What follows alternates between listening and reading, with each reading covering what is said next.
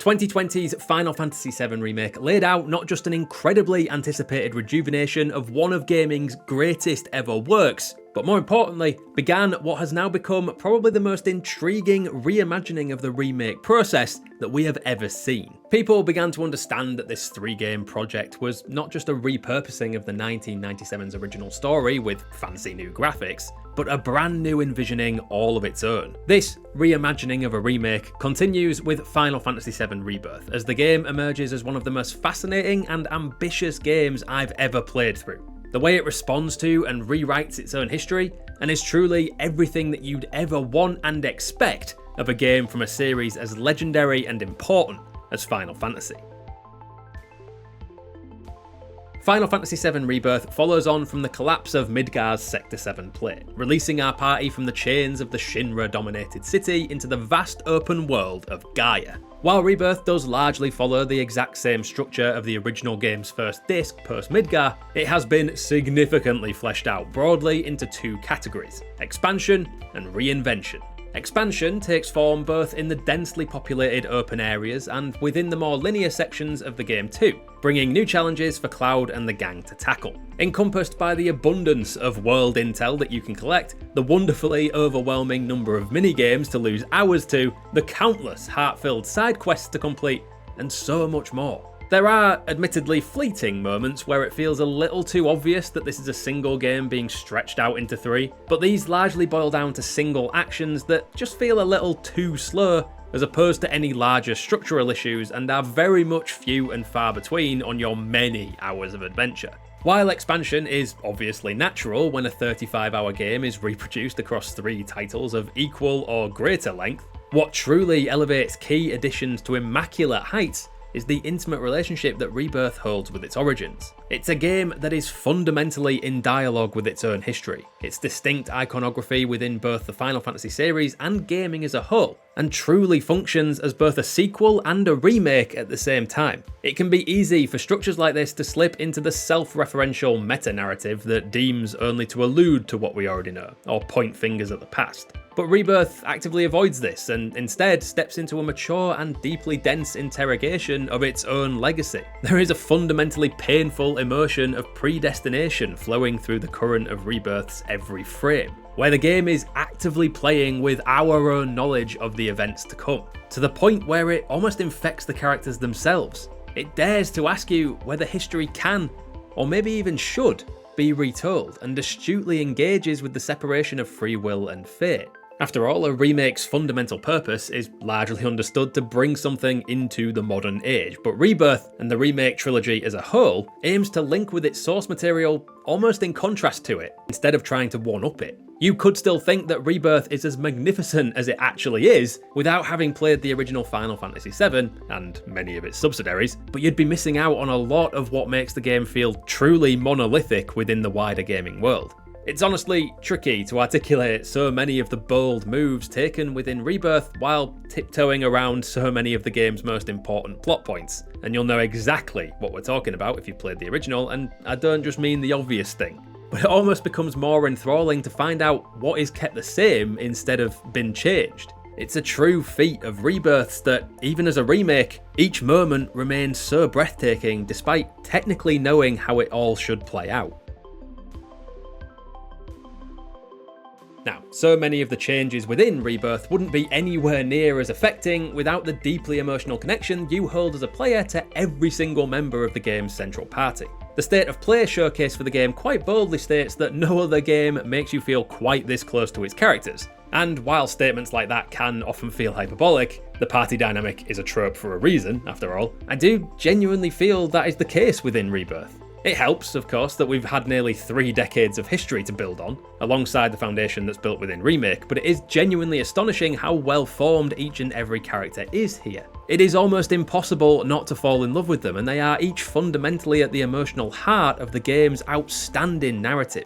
One of the key components of this is the complementary contrast that you'll find between each and every party member. Cloud's antisocial reservation is wonderfully played off with the earnest joy of a character like Aerith, the comedic heart of Barrett, and the determination and lovingness of Tifa. New additions to the party only strengthen this further too, as someone like Yuffie adds so much fun and joy to every single scene, and I had tears of laughter and sadness in so many of Red's finest moments. Something that also stood out beyond the characters as individuals was the endearing collective of the party itself, where you truly feel the bonds between each one of them. You feel the unbreakable friendship between Aerith and Tifa, especially when it would be so easy and cheap to pit them off as rivals for Cloud's attention, and the detail in how each party member moves around each other honestly makes it feel like a family. It remains so wonderful to see a game so sincere in its love for every single character, and it is astonishing how effortlessly Rebirth weaves between these moments. Rebirth is a cinematic story after all, and it does so much within the sheer abundance of wonderfully crafted cutscenes. From the smaller character-focused moments to the large and extravagant set pieces, you'll be hard-pressed to forget a single second of it, and that is saying something. But we've ruminated enough on legacy and storytelling. What about hitting things? While it's still largely the same combat system introduced in Remake with a few key additions, it continues to be utterly thrilling and perhaps the blueprint of what modern Final Fantasy combat should be. The real-time action turn-based hybrid system that continues into Rebirth is genuinely the best way to preserve the heritage and identity of the series, while at the same time moving it into a modern setting. You retain the strategy of turn-based combat, where you pick from a variety of different moves that all serve a separate purpose, taking into account various elemental weaknesses to build up an enemy's stagger meter. This loop endures as timelessly engaging, making both the grandest boss and the lowliest grunt a joy to fight. I will say that there is still a bit of frustration when it comes to ATB gain in some scenarios, like when you're facing off against flying enemies or you're fighting on your own, as you can quite often find yourself stuck in a loop of needing ATB to do anything but not actually being able to build ATB in the first place. But overall, it's not too prevalent of a problem, and the synergy achieved by the cast of party members more than makes up for this in most scenarios. While I can see it frustrating some players, I enjoyed how often the game forces you to switch up your party, encouraging you to try new playstyles and combinations that you might not have otherwise encountered or experimented with.